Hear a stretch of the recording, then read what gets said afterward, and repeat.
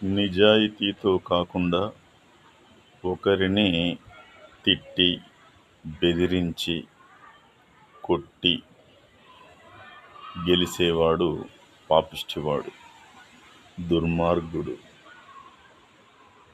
క్రూర మృగం, పచ్చి రక్తం తాగి బ్రతికే నరరూప రాక్షసుడితో సమానం. అలా కాకుండా ఒకరికి పెట్టి గెలిసేవాడు సద్గుణవంతుడు, సన్మార్గుడు, మానవత్వం ఉన్నవాడు, చాలా మంచివాడు.